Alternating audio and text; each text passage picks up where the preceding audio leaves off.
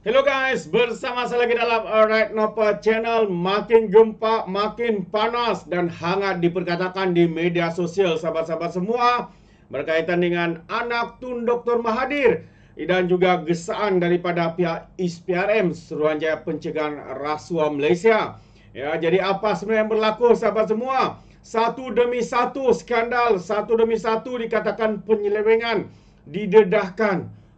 Jadi kalau kita lihat hari ini makin meroyanlah bapa-bapa ya kepada anak-anaknya ini yang ya di dalam pemerhatian pihak ISPRM. Jadi menarik ya untuk kita dengar pencerahan daripada Brother Iswardi berkaitan dengan isu panas ini. Jadi sahabat semua, tanpa buang masa, jangan lupa mari kita tonton bersama dan juga dengar ya apakah pendedahan daripada Brother Iswardi berkaitan dengan isu panas ini.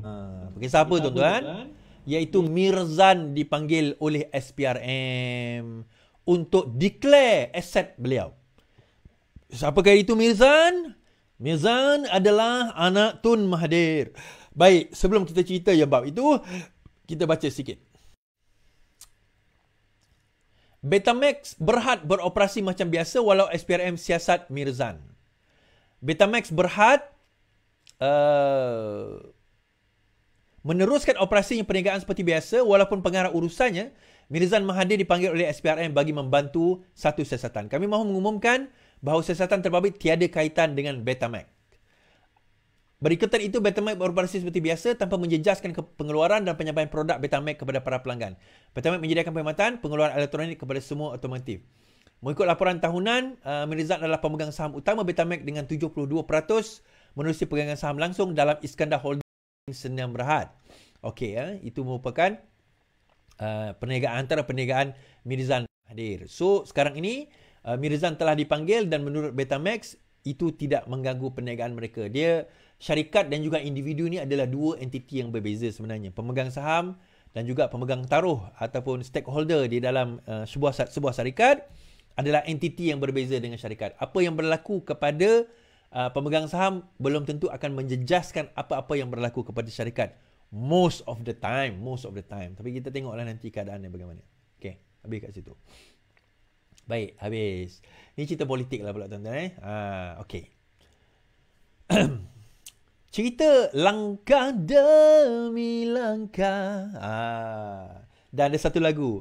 Tak pernahkah kau sadari walaupun yang tersakiti pergi Dubai hantar SD rupanya tak jadi-jadi. Walaupun yang tersakiti tuan-tuan. Kenapa walaupun yang tersakiti? Walaupun tersakiti bukan sebab apa? Sebab dia orang tak dimasukkan dalam rancangan nak jatuhkan kerajaan. Okey, saya nak bagi tahu ni cerita punya tuan-tuan. Cerita dia adalah apa yang berlaku rancangan cerita kerajaan tumbang nak jatuh, Anwar akan terciduk, semua kerajaan ini akan tukar Perdana Menteri baru. Itu semua cerita pejuang. Bukan pejuang. Cerita Saitro Tun. Kenapa Saitro Tun bawa cerita itu tuan-tuan? Tujuan Saitro Tun bawa cerita itu nak tutup kisah Daim disiasat SPRM, nak tutup kisah Tun Mahathir bakal disiasat SPRM dan anak-anak beliau sedang, bakal dan akan disiasat SPRM. Itu sebab utama dia. Dan yang bestnya, paling best tuan-tuan, apa yang Macai Mahathir ni pergi promote sekarang ini, yang bakal menjadi Perdana Menteri Malaysia kalau sekiranya PN memerintah adalah Dr. Samsuri.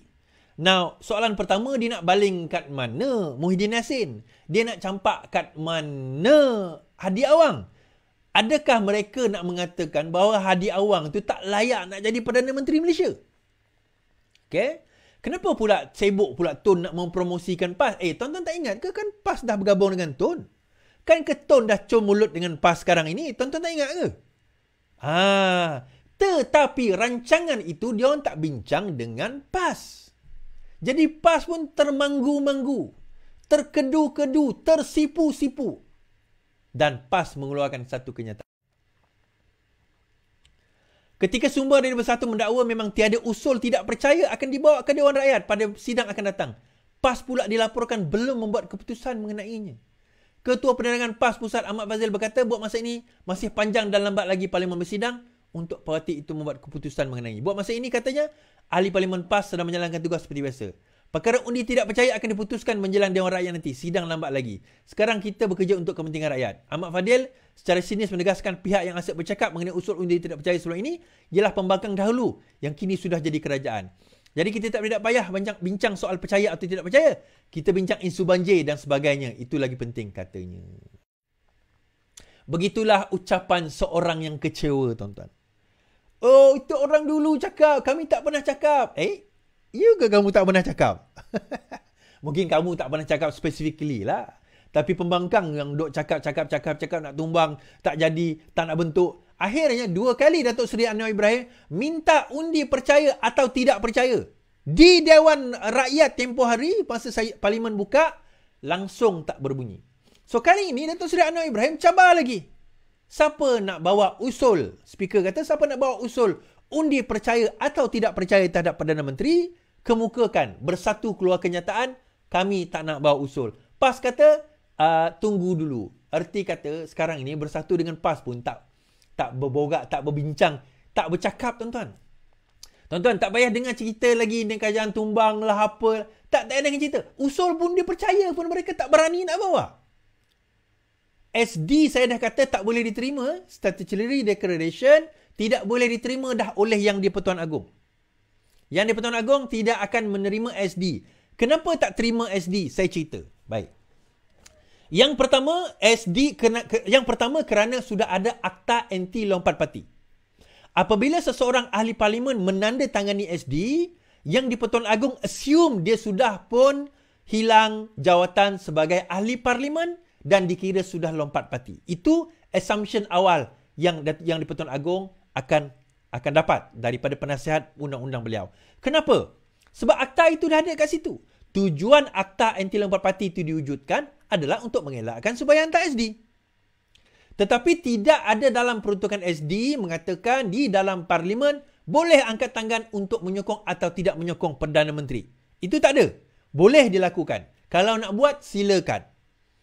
Tetapi melalui SD tidak boleh kerana dia di luar parlimen. Itu sudah dikira sebagai mengingkari keputusan parti. Okey, faham? Alright, itu yang pertama. Yang kedua, kalau tuan-tuan perasan, dan inilah cadangan saya pada tahun 2020 dahulu, sewaktu kerajaan tumbang. Saya kata pada waktu itu, sepatutnya Yang di-Pertuan Agong menurut convention yang biasa berlaku seperti di Britain dan sebagainya, parti yang paling banyak sokongan dia tetapi tak cukup membentuk kerajaan, mereka lah yang perlu dilantik menjadi Perdana Menteri dan mereka kena berunding kepada parti-parti kecil lain bagi membentuk kerajaan. Itu yang saya nyatakan pada tahun 2020. Sewaktu kerajaan tumbang, di dalam salah satu live saya. Live saya itulah di kedai mamak yang viral lepas itu. Saya kata itu convention biasa pernah berlaku di Britain kalau tak silap saya, di mana satu parti konservatif, if I'm not mistaken, tak cukup membentuk kerajaan, jadi mereka dilantik jadi Perdana Menteri dan mereka berunding dengan Liberal Democrats, akhirnya membentuk kerajaan. Has been done, can be done. Tetapi pada masa itu Yang di-Pertuan Agong dengan penasihat daripada pengamal undang-undang mengambil inisiatif mengambil SD. Okey, ambil SD, so akhirnya kerajaan pun terbentuk. Tak apalah, itu masing-masing punya pandangan. Bila masuk penggal yang kedua, kaedah inilah yang digunakan oleh Yang di-Pertuan Agong. Kaedah apa, tuan-tuan? Kaedah di mana majoriti di kalangan minoriti. Pada tahun 2020, masa itu parti yang paling banyak sokongan adalah Pakatan Harapan dengan 80 lebih sokongan walaupun Bersatu dah lompat. Dengan keluarnya Bersatu daripada 112 kerusi, Pakatan Harapan pada waktu itu ada 82 kerusi. 80 lebih, 86 ke macam tu, tak ingat. Sekarang ini keadaan yang sama juga, 80 lebih. So, keadaan yang sekarang ini, exercise yang baru ini, Yang di-Pertuan Agong telah menggunakan, saya tak kata Bang Indian dengar cakap saya, tak. Itulah adalah kaedah convention yang biasa, iaitu Baginda memanggil parti politik yang paling banyak sokongan daripada kalangan yang tak banyak sokongan, walaupun tak membentuk kerajaan, maka dilantik Perdana Menteri daripada situ, maka dirunding dengan yang lain, maka terbentuklah Pak Wan itu tak suka panggil kerajaan perpaduan. Doesn't matter. Kerajaan perpaduan ke, kerajaan campuran ke, kerajaan apa ke. Sekarang ini, mulai Januari ini, 2024, tidak lagi ada istilah kerajaan perpaduan. Kita sudah menggunakan istilah kerajaan madani. So, kerajaan perpaduan dah tak ada untuk makluman tuan-tuan dan puan-puan dah official bahawa ini sudah dikenali sebagai kerajaan madani. So, kerajaan madani ini adalah coalition government. Kerajaan campuran, gabungan daripada parti yang paling banyak, majoriti iaitu Pakatan Harapan, berunding dengan parti yang lain dan mereka berpakat membentuk kerajaan. Itu bukan suatu yang asing. It's been done before, pernah berlaku sebelum ini. Jadi, bila bawa ke SD tu tak boleh, nak bentuk kerajaan macam tu tak boleh. The only way adalah undi percaya atau tidak percaya di parlimen. Yang itu pun akhirnya PAS menghadapi masalah. So, mereka berpecah sesama sendiri. Dia boleh banggalah dia menang beberapa kursi kat beberapa negeri dan sebagainya. Dia boleh banggalah. Tapi, hujungnya tuan-tuan, negeri-negeri yang mereka pegang pun dah. Sekarang ni tak tahulah apa jadi tuan-tuan. Ke laut kot. Kan macam mana? Kenapa saya kata ke laut? Okay, kita tengok berita kejap lagi. Sekejap. Alright. Okay, saya nak baca satu artikel tulisan Bersatu Wilayah ni. Menarik Dan saya nak komen. Alright. Surat kenaikan tarif utility, kerinduan terhadap kepulangan Abah. Oh, ditulis oleh Mahathir Mohamad Rais. Mahathir ini adalah Setiausaha Bersatu Wilayah Persekutuan. Of course, dia akan puji melambung Abah lah. Tapi tak apa, kita baca. Kenaikan tarif utility terkini yang memberi kesan kepada kadar air dan elektrik mencetuskan perdebatan kompleks. Tak kompleks pun. Di tengah-tengah perubahan ini, di bawah pentadbiran Perdana Menteri, timbul perasaan nostalgia dan desakan untuk kepulangan mantan Perdana Menteri. Tak rasa pun desakan itu. Dia je yang masa seorang-seorang. Peningkatan tarif air di domestik di semenanjung Malaysia dan wilayah Persekutuan Labuan sebanyak 22 sen setiap meter padu mulai 1 Februari bersama dengan kenaikan tarif elektrik menimbulkan sejak 1 Januari elektrik tak naik kecuali kepada yang 700 ke atas sahaja. Majoriti rakyat tak ada kenaikan menimbul kebimbangan tentang kos hidup yang semakin meningkat. Keputusan ini walaupun bertujuan untuk meningkatkan kemampanan perkhidmatan secara tidak langsung mengundang ketidakpuashatian rakyat. Okey, betul. Kita biasa kalau naik harga, kos bertambah, kita memang tak puas hati. Berbanding dengan era Muhyiddin, kepimpinan semasa krisis COVID masih segar, dia kata. Terutama dalam pelaksanaan pakej rangsangan ekonomi yang menyeluruh dan bantuan keuangan kepada yang terjejas. Fokus beliau terhadap pelaburan asing dan domestik serta reformasi untuk meningkatkan daya saing global bersama-sama dengan inisiatif dalam pendidikan dan pembangunan sosial dianggap sebagai pencapaian yang signifikan. Senario di bawah kepimpinan PMX menghadapi cabaran khususnya menyeimbang keperluan ekonomi dengan kos tekanan hidup yang meningkat. Ini membawa kepada sentimen rakyat mengutamakan gaya kepimpinan Muhyiddin yang dilihat lebih inklusif dan peka terhadap keperluan rakyat. Dalam menghadapi tekanan ekonomi dan ketidakpuashatian semakin meningkat, terdapat keinginan nyata untuk rakyat untuk kepulangan Muhyiddin. Tak kot. PAS pun nak Dr. Samsuri yang jadi Perdana Menteri. Rakyat yang mengenang pengalaman semasa pemerintahnya menyuarakan keutamaan mereka untuk gaya pemerintah lebih sejajar dengan keperluan dan aspirasi mereka. Baik. Saya komen. Yang lain tu dia biasa je. Okey. Yang pertama sekali, tuan-tuan tahu tak? Kita tersepit banyak sekarang ini adalah kerana apa yang berlaku dan dibuat oleh Muhyiddin Yassin. Tuan-tuan, kalau tuan-tuan masih ingat tak PAS masa tu jadi kerajaan dengan Muhyiddin Yassin, dia nak buat jihad ekonomi.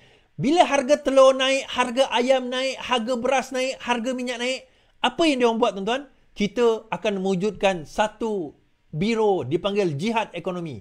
Sampai dia orang tumbang pun, harga barang, harga telur, harga minyak, harga ayam tetap naik. So kita mewarisi yang itu. Dan sekarang ini kita dah berjaya stabilkan dan kita berjaya rendahkan dan berjaya flat pasaran ini dengan keperluan-keperluan barang-barang yang ada. Malah inflasi kalau kita tengok pada zaman mereka memerintah itu lebih 4%, sekarang ini di bawah 2%. So kita berjaya mengurang ataupun meredakan pendakian inflasi yang menggila pada zaman Muhyiddin Yassin memerintah. So apa yang kita rindukan sebenarnya? Tuan-tuan rindu ke nak kena kurung dekat rumah lagi? Oh, dia bagi bantuan itu, bantuan ini. Tuan-tuan, bantuan itu sampai sekarang masih ada ke yang tuan-tuan simpan kat rumah? Tuan-tuan guna? Of course lah, siapa-siapa jadi kerajaan akan bagi bantuan sebab kita tak bekerja. Bukan Muhyiddin Yassin je. Seluruh dunia bagi pakej ransangan pada waktu itu. Tetapi bukan setakat dia tak buka negara, dia siap buat darurat lagi, tuan-tuan. Sampai aku kena tuduh dahaga. Yang tak nak buka parlimen walaupun yang di-Pertuan Agong suruh adalah PAS. Adalah kerajaan PN. Tapi aku yang kena tuduh dahaga. Kan? Tapi tak apalah. Itu lekah kerajaan yang tuan-tuan nak.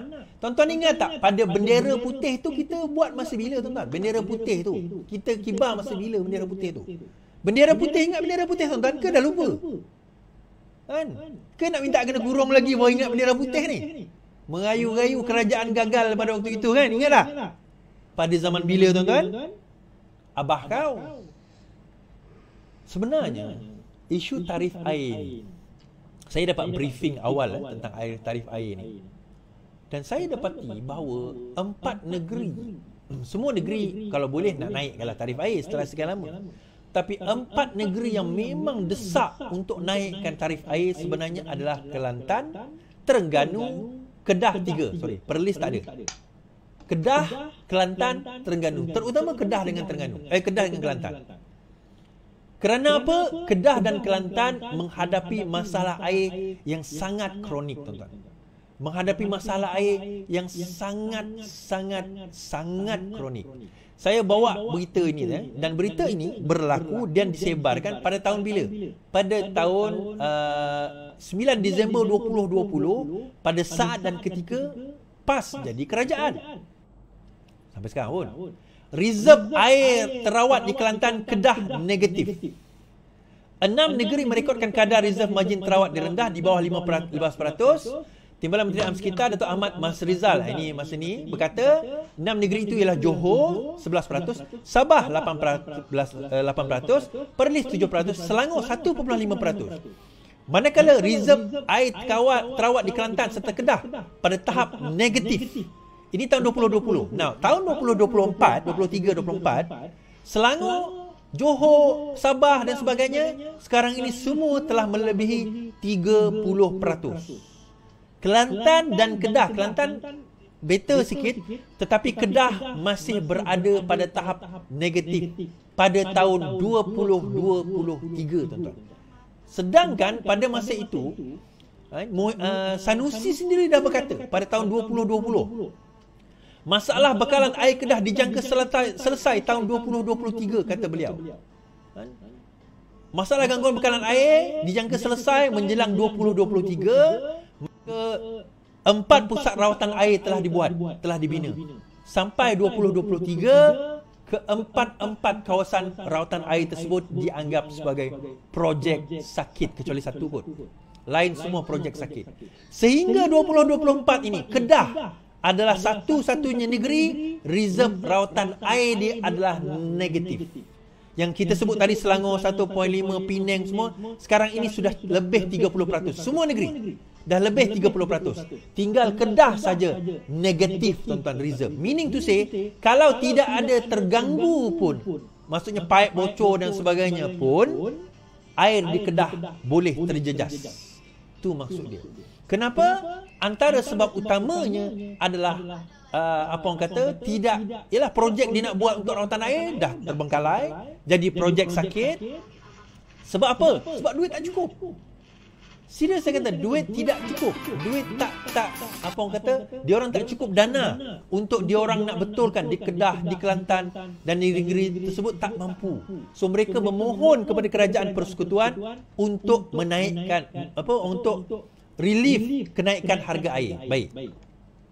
Kita kata, bukan tu air tu adalah tugas ataupun tanggungjawab negeri.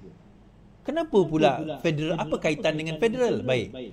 Untuk tarif, ubah tarif itu adalah kuasa federal. Air ni dia di bawah jadual bersama dipanggil. Schedule ketiga, schedule 9 list 3. Di mana ada bertindan melibatkan air. Air yang melibatkan tarif itu mesti memohon kebenaran federal. Tetapi berapa nak letak tarif itu terpulang kepada kerajaan negeri. Dan nak buat air syarikat dan sebagainya, itu kerajaan negeri. Tetapi kalau nak naikkan tarif, federal kena benarkan. So akhirnya, setelah memohon, maka Kelantan dan seluruh Malaysia lah, bukan Kelantan, seluruh Semenanjung Malaysia diberikan kelonggaran, mereka dibenarkan, tetapi dengan syarat. Okey, saya nak cerita syarat dia. Setiap, menurut YB Akmal Nasir, sekarang Kak Amal Nasir dalam KPKT, setiap negeri ada syarikat air mestilah menyediakan satu plan komprehensif. Satu, orang kata proposal paper. Kalau kenaikan itu dibenarkan, apa yang kamu akan buat dengan lebihan pendapatan tersebut? Menariknya, bila Kelantan bagi proposal, dia kata kami akan, contoh dia kata di Kelantan masalah dia, bila orang telefon tak berangkat, orang pergi ke office, orang tak ada. Kalau sekiranya air ini naik, pendapatan kami bertambah, kami akan memastikan bahawa office kami sentiasa dibuka dan juga orang sentiasa menjawab telefon. Macam tu tuan-tuan. Dia kata, lepas tu YB Akmal Nasir tak berhati ya? Apa jawapan macam tu? Kita nak, okey, kalau naik, apa yang kamu nak belanjakan? Kepada mana? Contoh, naik taraf paip ke, tambah pusat rawatan ke, apa orang kata tukar paip baru ke, apa pelan jangka panjang kalau dibenarkan kenaikan ini? So sekarang ni dia orang reverse balik lah. So akhirnya terbaru air Kelantan naik 23 sen dan juga tarif air Kelantan 23 sen, juga tarif air di Kedah juga telah naik lebih kurang dalam 22-23 sen, dan menurut tarif air baru Kedah tidak membebankan pengguna. Syarikat Darul Aman menyatakan bahawa impak pelarasan kadar baru secara keseluruhannya tidak akan membebankan pada pengguna hari ini. Poin saya nak cerita di sini, cerita air ini, semua negeri yang mendesak antaranya adalah negeri-negeri di bawah PAS sendiri. Sebab tu kurang kedengaran PAS pergi tembak, tuan. Kurang kedengaran PAS pergi tembak sebab yang naik dekat negeri dia. Okey? So harap tuan-tuan fahamlah kenaikan tersebut bukan setakat negeri dia lah, semua negeri naik di Semenanjung Malaysia semua naik. Dalam kadar lebih kurang minimum 20 lebih sen. Selangor pun naik dalam 22 sen. Kelantan 23 sen. Negeri Sembilan 22 sen. Kedah saya tak pasti berapa, lebih kurang kot 22-23 sen per kubik meter. Tapi dia ada kiraan dia. 0 sehingga 20 kubik meter lain harga. 21 ke atas dia ada lain harga. Tapi minimum lebih kurang 22 sen. Baik. Alright sahabat semua. Benda ini boleh menyelesaikan. Itu dia pencerahan daripada Brother Iswadi. Yang pertamanya berkaitan dengan ISPRM menggesa anak Tun Dr. Mahathir untuk isytihar harta. Begitu banyakkah harta mereka, sahabat-sahabat semua. Dan yang keduanya, isu naik tarif air dinaikkan. Jadi hari ini kita tahu negeri mana sebenarnya yang memohon ya sejak beberapa tahun ini. Akhirnya Kerajaan Persekutuan membenarkan, tapi dengan ada ceilingnya ya, yang tidak boleh dilebihi ya, supaya tidak menyusahkan ya pengguna ataupun rakyat. Hari ini kita dengar walaun-walaun lebay-lebay tidak menyerang kerajaan, kerana yang menggesa untuk meminta tarif air itu dinaikkan adalah negeri-negeri di bawah parti PAS. Sahabat-sahabat. Jadi, bagaimana komen anda? Anda boleh berikan di dalam ruangan komen. Terima kasih. Izinkan saya untuk mengundurkan diri. Dan seperti biasa, peribahasa mengatakan, tak apa kangkap 2 ton keinginan. Dalam bahasa Melayunya, tepuk dada, tanya selera. Sekian saja daripada Alright Nampak Channel. Kita berjumpa lagi. Bye-bye.